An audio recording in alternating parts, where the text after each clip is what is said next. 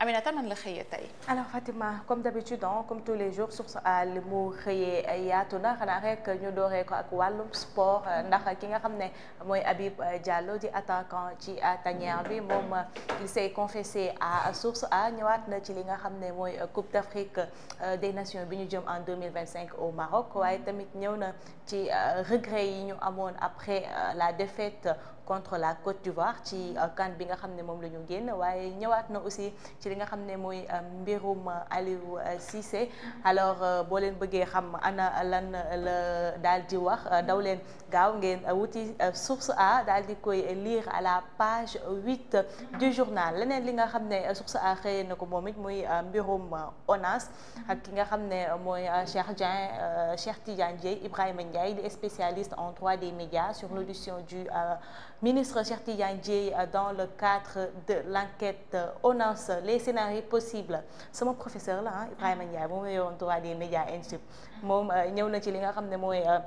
scénario yi nga xam ne moo mën a am li mu wax mooy après audition wu Cheikh Dieng mën nañu xaar ki nga xam ne mooy bossu Cheikh Tidiane Dièye même s'il bénéficie d'un privilège juridiction si le ministre de la Justice le veut il donne autorisation au procureur de la République pour entendre Cheikh Tidiane Dièye mais s'il s'agit de le juger on ne peut pas l'amener devant une juridiction ordinaire mi ngoog li mu wax mooy ministre de la Justice bu ko bëggee mën na daal di joxe ndigal ki nga xam ne mooy le procureur de la République Ibrahima Ndoye ngir mu woolu ki nga xam ne mooy Cheikh Tidiane Dièye ngir mën ko entendre mais buñ ko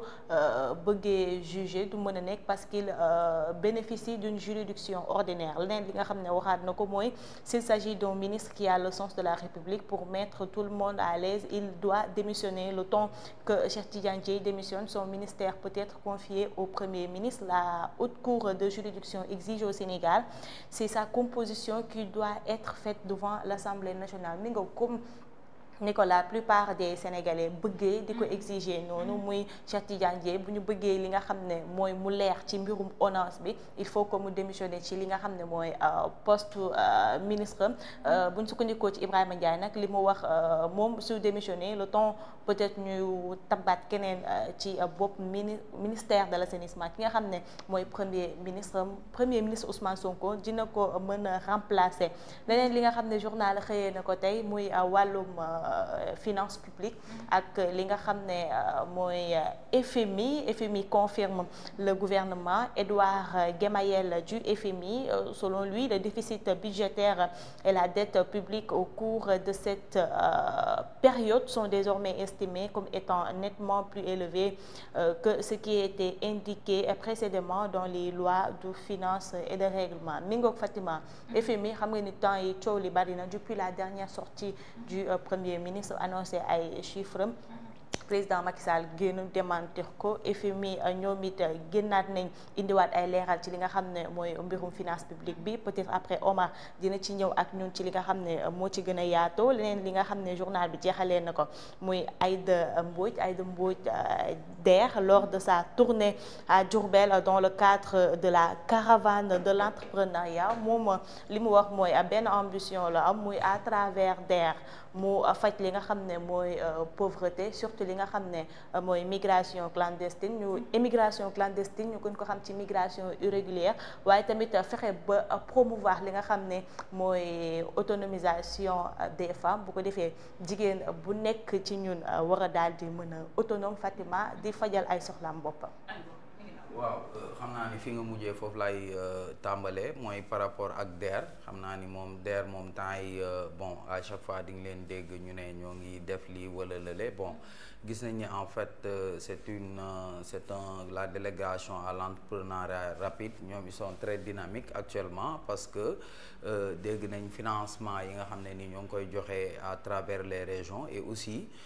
tamit à chaque fois da ngay dégg aussi ñu ne ñoom duñ la jox financement rek mais dinañ fexe accompagner ki nga xam ne nii dañ koy jox financement te tamit di rappeler ni aussi c'est pas de l'argent gratuit boo xam ne dañ koy joxe noonu mais dañ koy jox ni rek pour accompagner ko mu mën a liggéey donc nag on va voir ndax waaw pour mu liggéey fay quoi. Léegi nag on va voir ndax Aïda Mbodj elle va réussir à travers la DER. Même xam naa ni éradiquer pauvreté moom ndóol mi dina metti lool, mais peut-être ndax dina ko mën a wàññeek yooyu ak résultats yi après quoi, parce que actuellement moom c'est vrai que DER moo ngi yëngu bu baax a baax. L'autre chose c'est par rapport au Fonds monétaire international, parce que ñoom ñoo ngi fi woon, je pense que c'était du 9 au 16 ñoo ngi fi woon di xool ak gouvernement bi par rapport ak audit finances publiques yi bi nga xam ne inspection générale des finances moo ko def. Inspection générale des finances moo ngi nekk ministère des finances, parce que y a 3 corps de contrôle yoo xam ne nii bon y a l'inspection générale d'État IGE boo xam ne nii bon président de la République moom moo koy utiliser ne ko xoolal ma fii wala fële. Y a la Cour des comptes boo xam ne nii day def audit des finances publiques. Tamit y a l'inspection générale des finances boo xam ne nii ministère des finances moom moo ko yor, léegi da koy liggéeyloo des fois pour mu defal ko ay rapport ak yooyu. Léegi inspection générale des finances def na audit bi, léegi audit boobu FMI dafa mel ni en fait ñoom ils se sont alignés sur cet audit là pour dire que tey ji en fait Sénégal li nga xam ne nii moom mooy déficit budgétaire bu mu waroon am dina weesu les 7,5%. Léegi nag ñoom nee nañ ils vont voir pour mën a évaluer yan erreur moom moo amoon si li nga xam ne nii moom mooy loi de finances bi nga xam ne nii bu ñu woon nañ ko def, parce que chaque année xam nga budget loi de finances la, chaque année bu ñu voté budget c'est au niveau de l'Assemblée nationale, c'est une loi qui est votée, on fait des prévisions ne dinañ am lii lii bu ñu ko amee fële lañ koy dugal. Léegi nag ñoom nee nañ dinañ xool loi de finances bi yan erreur moo si am ak loi de règlement bi mooy lan. À chaque fois audit ki nga xam ne nii moom mooy Cour des comptes, kuréel bi nga xam ne mooy Cour des comptes, moom bu defee audit des finances publiques, bu defee audit ba pare ku si nekk maanaam département bi nga yoroon dina la woo laajte la par rapport bu fekkee ni am na loo xam ne ni leeru ko. Léegi nag bu paree def un rapport boobu nag la ñu yóbbu au niveau de l'Assemblée nationale voté ko. Loolooy la loi de règlement. Léegi loi de règlement en fait chaque année dañu war a voter loi de règlement. Moom mooy ancien budget bi nga xam ne utiliser nañ ko, lii dugg na fii, lii dugg na fële, lee dugg na fële. Te loi de règlement bi bon man am na benn seetlu moo si defoon, mooy comme li ma la doon wax rek ne à chaque fois ñi nga xam ne nii ñoom ñooy Cour des comptes bu ñu voté loi de règlement dinañ ne si budget bi am na xaalis boo xam ne nii peut-être ñun xaalis bi mënuñu ne fii la jaar wala fële la jaar. Te d'habitude budget présidence de la République lay doon, ndax budget présidence de la République dafa bëri ay kii yoo xam ne ay rubrique yoo xam ne nii day am ay rubrique secret défense wala ay secret quoi yoo xam ne nii en fait à chaque fois Cour des comptes du mën a wax en fait xaalis bi fii la dem ainsi de suite. Donc ça aussi c'est très important. Mais nag bon boo xoolee en fait au Sénégal même la presse on s'intéresse pas de trop ak yooyu quoi, mooy la loi de règlement, alors que dañ ne assemblée mu mooy contrôler action gouvernementale. Te loi de règlement boobu da see am solo te si Cour des comptes lay jugee, bu jugee si Cour des comptes ministre bu nekk ñu interpeller la ba pare ñu soog ko yóbbu assemblée nationale, député yi soog ko voté. Mais doo toog sax dégg si débat député yi toog ne way xoolaat loi de règlement wala loi de règlement ñëw sax ñu ne non dañ koy delloo parce que lii leerul, def si ay amendement ainsi de suite quoi. Alors que c'est très important, les questions économiques d'habitude ne sont pas prises en compte quoi par les grandes masses. Léegi nag on espère que avec peut-être une nouvelle assemblée boo xam ne ni y aura des gens peut-être yoo xam ne ni ils auront un certain bagage intellectuel, dinañ ci gën a mën a insister. L'autre chose c'est par rapport ak ki nga xam ne nii moom mooy Cheikh Tidiane Dièye par rapport ak audition am au niveau de la section de recherche, ndax gis nañ ni ki nga xam ne nii moom mooy Cheikh Dieng déglu nañ ko. Léegi nag bon Ibrahima Ndiaye spécialiste en droit des médias, moom il est revenu un peu si audition boobu bu fekkee ni day am nu muy demee, parce que ñi nga xam ne ñoom ñooy ministres yi ñoom ils bénéficient d'un privilège de juridiction, maanaam ñoom dans le cadre si liggéey bu ñu doon def mënuñu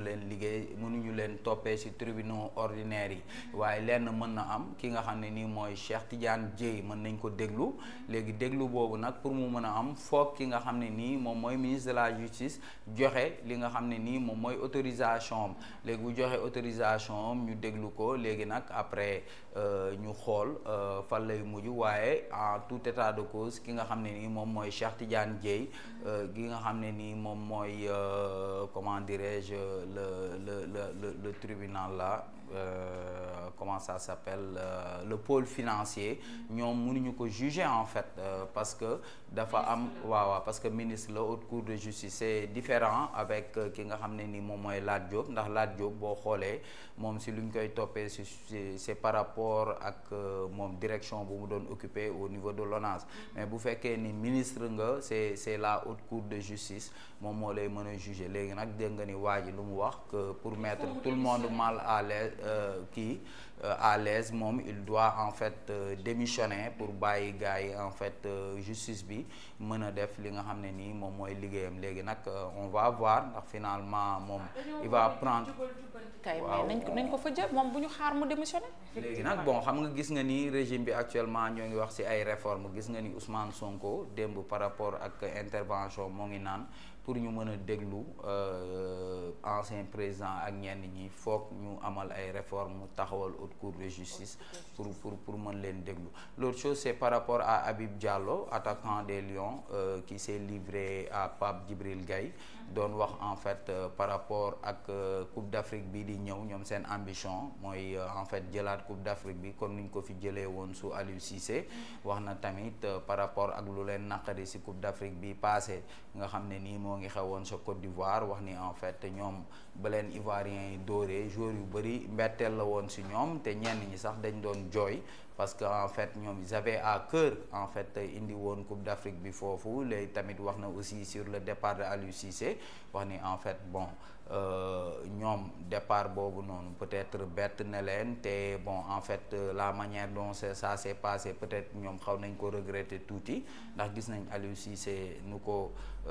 tutelle bi kiiwee mettre fin contrat am léegi nag bon ñoom nag nee nañ en fait tey jii Sénégal bu demee ba am benn équipe bi dem ba am benn ossature bi c'est surtout grâce à Aliou Cissé quoi parce que moom c'est lui en fait qui a bâti en fait cette équipe là ce sont entre autres les sujets yi nga xam ne nii ils ont été traités sur le plan international respect xam nañ koy tuddee footballistique xam nañ koy tuddee. waaw mais balaa Aliou Cissé El Tactico bi la rek mbir mi El Tactico rek ñun instant bëgg nañu créer seen tactico bëgg nañoo am seen tactico yàlla baax na nanu toog xaar Cheikh Tidiane Dièye mii ñoom bu ñu xaar yoon ni leen moom bu mu xaar ñu ni ko bàyyil dañoo koo taqal na setal boppam du dëgg ñi nekk ci boppu nguur gi tam dañoo ni jubbanti nañu jooyanti foofu maanaam ñu ni ko kaay ñu jël ko jox ko premier ministre en attendant mu gérer ko yow ñu nga dem ci yoon ba yoon setal la nga ñëw reprendre sa poste yaakaar naa loolu mën naa ne nañ waxante dëgg jubbanti lan woote quand même. Aïcha merci beaucoup Omar ci source a ni ñu ko faram fàccale on enchaîne tout de suite ak yeneen journaux yi naka la ñu xëy. Aïcha Moussa ñu dem xooli yeneen kaay yi ñoom it tey lan la ñu daal di xëyee ñoom it ñu ci gën a fës nag FMI la ñu xëyee Walf Quotidien ñoom it seen xët gu njëkk ñëw nañ ci li nga xam ne mooy live démb bi Ousmane Sonko démb comme d'habitude gars yi namoon nañ ko moo tax génnaat na cette fois-ci pas en tant que premier ministre mais en tant que leader de PASTEF ñëw na ci li nga xam ne mooy élection législative yi ñu war a amal 17 novembre prochain daal di annoncé un giga meeting foofee ca Dakar Arena bu Diamniadio mais comme d'habitude aussi ñëwaat na ci li nga xam ne mooy PASTEF kenn du ko financer campagne am Fatima moom moo koy financer boppam ba tax na woote na li nga xam ne levée de fonds xam na après dinañ ci ñëwaat mais yamut ci loolu aussi démb annoncé na que ni état du Sénégal levé na 8 milliards de francs CFA pour soutenir ñi nga xam ne ñooy les sinistrés de Bakel Matam ak ñi nga xam ne ñooy Saint-Louis leneen aussi li nga xam ne Walf Quotidien xëyee na ko mooy front social bi nga xam ne fi mu toll nii tàmbale na fin de l'état de grâce pour le pour Diomaye Sonko santé éducation fonction publique collectivité territoriale fi mu toll nii indi bi yaakaar naa fu ne lay baxee parce que mis à part étudiants yi réclamer seen ay bourses ko ñi nga xam ne ñooy collectivité territoriales yi ba tey seen jàngoro aussi saafaroogul médecins yi fi mu toll nii ñu ngi en grève ba tax na fi mu toll nii mbir yi mi ngi bëgg yëngu pour le président Bassirou Diomaye Faye wàllum FMI tamit ñëwaat na fi nga xam ne mooy Walfadjri tout comme nu ko Source A defee daal dinañ ci gën a ñëwaat bu baax a baax Moussa ñu wéyal ci beneen journal xool lu ñu xëyee ñoom it voilà Tribune ci seen xët gu njëkk ñu ñëwaat ci li nga xam ne mooy wàllum FMI rek comme ni ko yeneen journaux yi daal di defee selon Edouard Gemayel du FMI, le Sénégal continue de faire face à un environnement difficile. Les défis financiers du gouvernement Sonko Diomaye pointés du doigt. Le pays continue de faire face à un environnement difficile. Le déficit budgétaire devrait passer de 7,5% du PIB. leneen li nga xam ne aussi journal bi xëy na ko muy solution face aux inondations. Sonko zappe les sinistrés de Bakel, Touba, Kanel et ouvre sa campagne. Bougane lui demande de respecter les Sénégalais. Toujours na ma suñu invité bi na ma baal mais toujours Bougane à chercher de bêtes noires quoi. Sonko mi ngi lijjanti campagne moom mi ngi koy jaxase ak askan wi parce que démb dégg naa ko mu ne ko Touba inondé na fi yëkkati woo cagnotte tey nga bëgg ñu financer la sa campagne voilà ngay laaj li nga xam ne mooy cotisation yi Moussa ñu dem ci beneen journal. Voilà l'observateur la ñoom ci seen xët gu njëkk ñu ñëw ci li nga xam ne mooy débordement du fleuve Sénégal, urgence humanitaire à Bakel, immersion au cœur des inondations avec les maires de Balou et Diawara, plus de 35 000 personnes coupées du reste du pays. Le PM Ousmane Sonko annonce une enveloppe de 8 milliards. Voilà, le calvaire continue toujours ci li nga xam ne ñooy population bu Bakel. D'ailleurs, le Premier ministre a annoncé que d'ici suba ak ginnaaw suba ki nga xam ne mooy le président de la République Bassirou Diomaye Faye moom it dina daal di dem aux côtés des sinistrés. Leneen li nga xam ne aussi journal bi xëyee na ko muy une affaire de mœurs, récit glaçant d'une élève de 18 ans décrivant les agissements de son répétiteur, les cours à domicile et l'initiation sexuelle forcée mu ngoog lu doy. c'est que nag parents yi dañuy war a bàyyi xel ci répétiteur yi. Man loolu sama yaay moo ko def sama xel daa ñëw sama kër fekk sama répétiteur doom bi ñëw ñu dugg ci salle bi toog ci salle am table à manger bi mënuma ñu wàcce rideau bi quoi mu ñëw di añ ci espace familial ni ma aja rideau bi man ko yàlla la aja rideau bi ma aja rideau bi mu dem mu ni ma xanaa xamoo ni góor ak jigéen waruñoo wéet mu ni góor ak jigéen suñu wéetee seytaane moo leen di ñetteel te seytaane yow mag mi mën na la mën goo xamante ni dangay def acte boo xam ne sax yow après danga koy regretter. mu ni il faut am ku leen ñeenteel wala ñu xam ni ñu ngi leen di bàyyi xel parce que liggéeyu seytaane mooy di ñu jaxase. mu ni ma waxuma sa répétiteur doom bi saay la waxuma loolu mais da ngeen di éviter yi fi seytaane. elle a raison. oui elle a eu raison lii bi ma ko yëgee tey ji loolu dafa ñëw di automatiquement sama xel depuis boobu nag su ñëwee du dugg sax ci salle bi mais day toog ci espace familial foofu lay defalee xale yi répéter nu mu tuddati seen cours à domicile yi donc nañ ci bàyyi xel parents yi. effectivement nañ ci bàyyi xel bañ di bàyyi xale yi ñuy wéet ak seen répétiteur wala nga dem kër répétiteur bi professeur la ab nit la yor ci koñ ba nga dem ne ko jàngi jël moom mooy waaw ab répétiteur waaw yow yaa livré sa doom à ça bàyyi leen ci xel si 18 ans xam nga ni mag nga bi mu la dalee defal ay attouchement yàgg na c'est aujourd'hui nga am fitu wax ko donc waaw c'est un peu compliqué na ci parents yi bàyyi xel waaye doy na waar leneen li nga xam ne journal bi xëy na ko aussi muy jeu de hasard il détourne 5 millions les mises sur Paris Foot et perd tout l'histoire il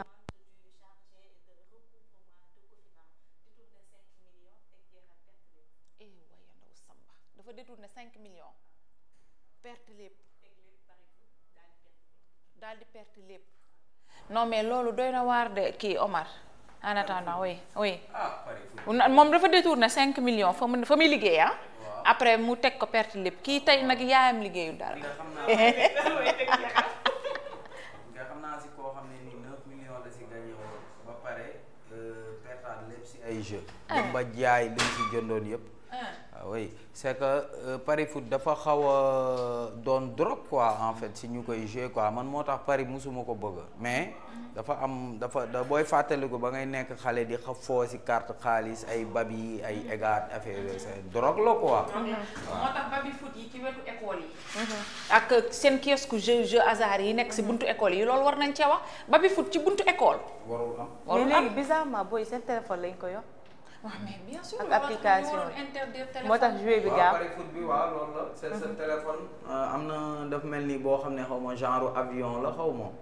da ngay kii bon je sais pas quoi ak tamit match yi booy surtout match yi quoi ak dee teg waaw aw naaj sama benn xarit bu ci tegoon ci match Sénégal de Sénégal Côte d'Ivoire naa ma dee bi la dee bi wala ko see bi dee ci toog ayca mi nga Moussa ñu jàll ci beneen journal xool li ñu daal di xëyee ñoom it mis à part l'Observateur alors les Échos la ñoom it ci seen xët ku njëkk ñu ñëwaat ci li nga xam ne mooy langum politique bi ak Abdoulaye Sylla mi xam le ne moom àndul ak APR àndul ak PASTEF fi mu bokk mooy coalition bi nga xam ne mooy ànd beesal Sénégal coalition bi nga xam ne ñoom il aspire à un Sénégal équitable où le progrès est partagé par tous mi ngoog leer na parce que depuis ñu divulguer ay photos ñu ngi gis ay échos sur les réseaux ñuy wax que ni moom il est de PASTEF waaye leeral na ko nee na bokkul APR bokkul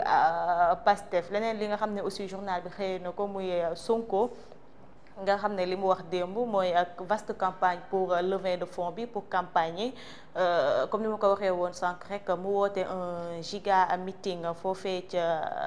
Arena li mu wax nag mooy ñi nga xam ne ñoo nekk ci gouvernement bi DG wala ministre ñoom dinañ cotiser kenn ku ci nekk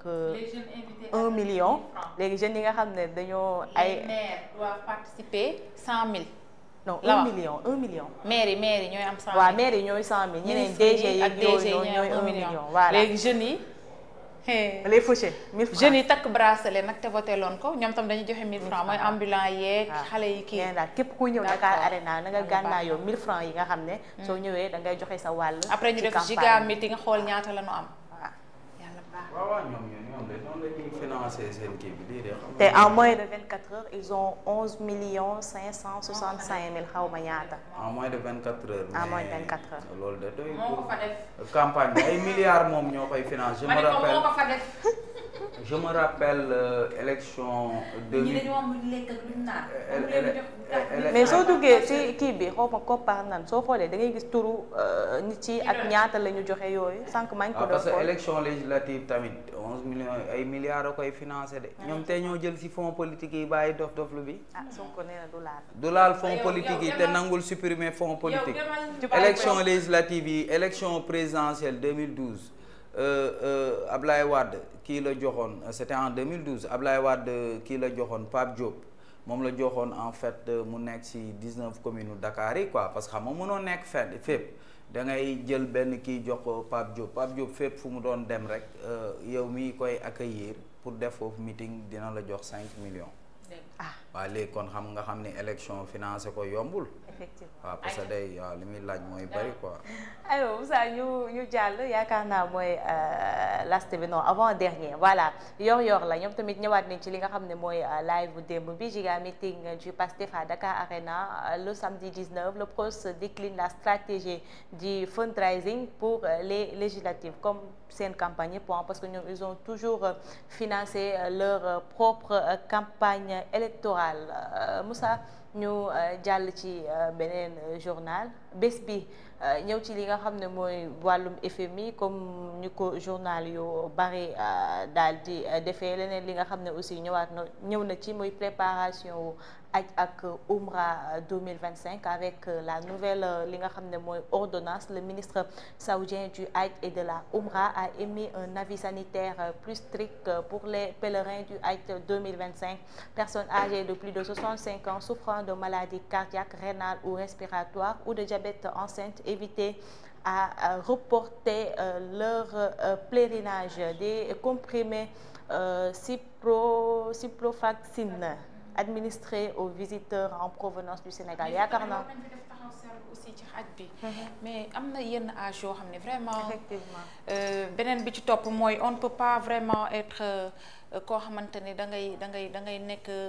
da ngay dem acc ñëw c'est vrai que di nga indaale coono mais yenn saa dañuy indaale feebar. dañuy indaale coono mais dañuy indaale feebar loolu war nañ si def taxaw seetlu vraiment si voilà aj daal da ngay am doole donc à part aj mën nga dem def umra